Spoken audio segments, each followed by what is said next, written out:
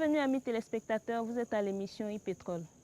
e-Pétrole est votre nouvel espace d'échange et d'informations sur les hydrocarbures en Côte d'Ivoire et dans le monde. e-Pétrole vous rapprochera chaque semaine du pétrole et de ses dérivés. Pour conduire cette émission, je serai avec Olga Bomisso. Merci Diane. Comment vas-tu Olga? Bien.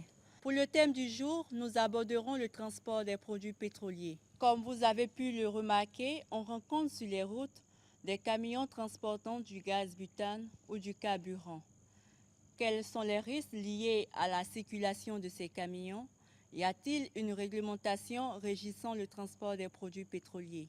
Justement, pour répondre à ces préoccupations, nous recevons pour ce premier numéro de e-Pétrole M. Obrou, expert consultant. Alors, M. Obrou, en quoi les produits pétroliers sont-ils dangereux? Avant de répondre à cette question de la dangerosité des produits pétroliers, je souhaiterais donner une définition concernant les produits dangereux.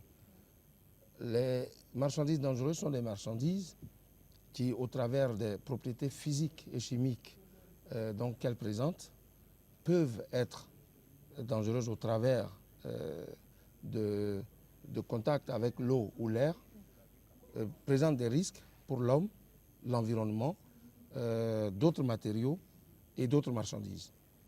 Ceci étant, pour répondre à votre question, les produits pétroliers sont dangereux au travers des risques qu'ils présentent, à savoir le risque premier qui est celui de l'inflammabilité et le second qui est celui de l'explosivité. Quels sont les modes de transport de produits pétroliers en Côte d'Ivoire? Il y a plusieurs modes de transport au niveau international. Et je crois que la Côte d'Ivoire s'insère dans ces modes de transport. Il y a le transport par la voie routière qui est réglementé par l'ADR au niveau international, pour ne pas dire au niveau européen. L'ADR qui veut simplement dire l'accord européen pour le transport des marchandises dangereuses par la route. Il y a le transport ferroviaire qui lui est réglementé par le RID, qui est le règlement pour le transport international ferroviaire.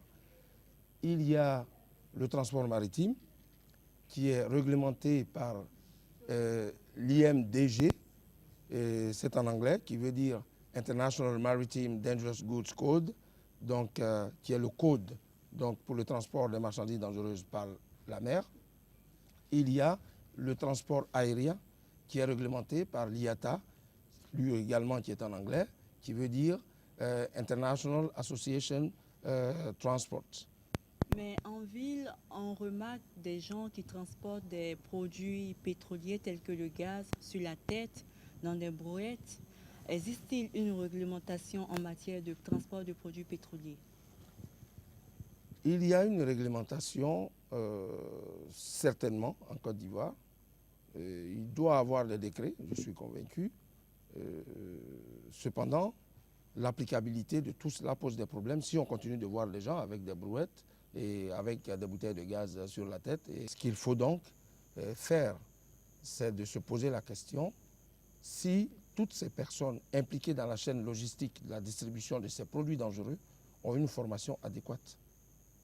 Quelles sont les dispositions qui sont prises véritablement puisqu'on n'a pas la preuve de l'applicabilité des décrets qui existent? Vous l'avez dit certainement. À ma connaissance et au travers de ce que je vois en Côte d'Ivoire, les dispositions prises sont assez légères. Assez légères en ce sens qu'on voit des camions qui transportent des marchandises dangereuses et dont on ne sait pas le type de marchandises transportées. Par manque de signalisation, par manque de plaques sur ces camions. Donc vraisemblablement, il y a un problème au niveau des dispositions. Quels sont les horaires de transport des camions de produits pétroliers en Côte d'Ivoire, M. Obrou? Au niveau des horaires de transport des produits dangereux en Côte d'Ivoire, je crois savoir que les camions n'ont pas le droit de circuler aux heures de pointe. Ceci étant, les marchandises dangereuses concernant les horaires, en Europe, sont réglementées de façon rigoureuse. Je peux vous donner l'exemple de l'Allemagne, où à partir du vendredi midi jusqu'à lundi à 8 h du matin, aucune marchandise dangereuse, aucun transport de marchandises dangereuses n'est autorisé, sauf les gaz médicaux et pour les hôpitaux. Parlons de stationnement de camions de gaz butane. On remarque très souvent dans les rues des camions de gaz butane qui stationnent. Est-ce que c'est réglementaire, ce stationnement? Le stationnement est tout aussi réglementé que le transport. Parce que le stationnement fait partie du transport dans tous les cas. Et il y a des distances à respecter en fonction de la population dans l'agglomération dans laquelle on circule. Et on remarque ici, et là vous parlez du gaz butane, mais il y a plusieurs types de produits qui stationnent et qui font des dépotages à des heures de pointe où la population, vraiment, j'ai envie de dire, en cas de souci, c'est toute la population qui y passe. Et donc, les stationnements doivent respecter forcément la réglementation qui est donc dite par le transport des marchandises dangereuses. Nous savons qu'il pèse, disons, sur ces acteurs-là une obligation de formation. Est-ce que cette obligation est respectée? Au travers de ce que nous voyons, je ne suis pas sûr que cette obligation soit respectée. D'autant plus que si elle était respectée, on n'aurait pas vu des camions circuler sans marquage et des chauffeurs qui n'aient aucun document sur les produits transportés, etc., etc. Ce que j'ai envie de dire, je ne sais pas si ça va répondre à votre question, mais il y a une obligation de formation, et c'est un constat que je fais concernant tous les acteurs dans la chaîne de distribution et de transport des marchandises dangereuses. Les marchandises dangereuses sont tellement dangereuses que la formation se passe souvent par des couleurs. Il y a beaucoup de couleurs. Pour tous ceux qui ont suivi ce genre de formation, vous allez constater qu'on les forme au travers de couleurs. Donc on parle de panneaux orange, on parle de ceci. Je crois que l'analphabétisme de nos chauffeurs que nous avons, on peut adapter et leur donner des notions afin que les chauffeurs prennent conscience de ce qu'ils transportent. C'est tout ce que nous demandons. Merci M. Aubrou d'être venu sur notre plateau. Nous retenons de l'intervention de M. Aubrou que les acteurs du transport de produits pétroliers ont besoin de véritables formations. Tout de suite, nous vous invitons dans un centre emplisseur pour voir comment les camions sont contrôlés avant de charger les bouteilles de gaz.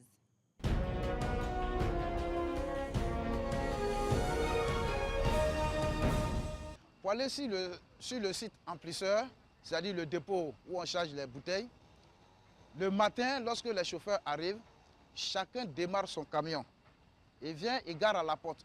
Et les vigiles ont une radio. Et cette radio sert de liaison entre le dépôt, le centre emplisseur et le dépôt des parkings. Faites venir le camion 8916 et le 3965.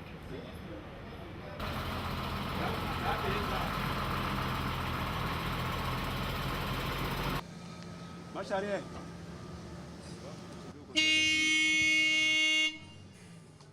Stop. Le gaz est un produit très dangereux. Les pneus doivent être toujours en bon état. Donc on procède au contrôle des pneus. De façon générale, on regarde l'aspect même du camion. Maintenant, ensuite, on essaie de voir sur le camion si le chauffeur a les extincteurs. L'inspecteur a suivi son contrôle périodique. Donc ça présente les normes de sécurité requises. Comme le gaz est un produit très dangereux, ça ne doit pas être en contact avec une source de chaleur. Donc on a des pare-flammes ici. En fait, ça étouffe la sortie de la fumée. Ça présente une source de danger au cas où le gaz est exposé à l'air libre. Non, on vérifie aussi les ceintures de sécurité. Les tout premiers contrôles. Sinon on passe sur des aspects en détail. Souvent même on se couche pour regarder en bas du camion s'il n'y a pas certains trucs qui peuvent entraver. Donc une fois ce contrôle est fait, si nous constatons que le camion présente les normes de sécurité qui exigent au risque avant d'entrer dans le centre, alors le chauffeur se déplace pour entrer maintenant dans le parc. Et c'est là-bas maintenant ceux qui sont chargés de contrôler le stock des bouteilles font maintenant leur calcul. Les présents sont bons. S'il envoie 300 bouteilles, les gens font des comparaisons avec ce qu'il a. Si le nombre est équivalent à ce qui est écrit, alors on donne l'ordre au cariste de décharger. Comme nous venons de le voir, la sécurité dans le transport des produits pétroliers reste importante à toutes les étapes. Abordons à présent la rubrique Pétrole News avec Hervé Kouadio.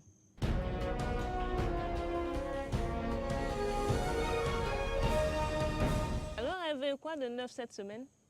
Eh bien, je vous propose de commencer d'abord par la Côte d'Ivoire. L'actualité nationale a été marquée cette semaine par deux faits majeurs. Tout d'abord, la publication des chiffres sur l'actualité pétrolière ivoirienne. Le ministère des Mines et de l'Énergie a mis à la disposition de la presse nationale les statistiques relatives à la production pétrolière ivoirienne. Le ministère des Mines et de l'Énergie a rendu public les chiffres sur la production pétrolière ivoirienne. Cette publication intervient au lendemain de la promesse faite par le chef de l'État de rendre public ces chiffres afin de mettre un terme à la spéculation sur la question. Et l'autre fait marquant de l'actualité nationale, c'est l'audience accordée ce jeudi par le Premier ministre, M. Guillaume Soro, qui recevait une délégation conduite par le directeur général de la Petroci. Au cours de ces échanges, il a été question du projet de construction de la deuxième raffinerie en Côte d'Ivoire, dont la pose de la première pierre est prévue pour le courant du mois de novembre. Et puis un mot sur le Nigeria. On a assisté cette semaine à un regain de violence dans le sud pétrolier. Des hommes en armes se sont attaqués dans la nuit du jeudi au vendredi à une compagnie pétrolière italienne. Et puis au Mexique, une fuite de pétrole sur une plateforme a causé ce mercredi la mort de 10 employés et plusieurs autres portés disparus. Les coûts du baril du pétrole sont montés à 92 $ cette semaine, Hervé. Oui, effectivement, précisément 92,22 $ à New York et 89,30 à Londres. Tels sont les nouveaux records enregistrés par le prix du baril de dollars sur le marché mondial. Après avoir franchi la barre des 90 $ en fin de semaine dernière, le baril de pétrole a encore cette semaine confirmé sa tendance à la hausse. Qu'est-ce qui explique donc cette flambée constante?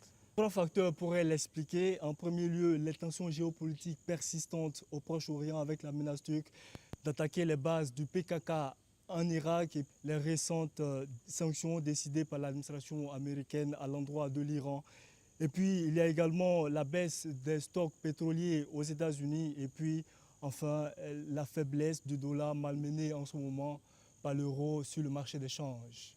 Bien, merci Hervé. Merci à toi aussi. Merci également à toi Olga. Merci. Chers téléspectateurs, nous avons été très heureux d'être en votre compagnie. À la semaine prochaine pour un autre numéro de e-Pétrole. Au revoir.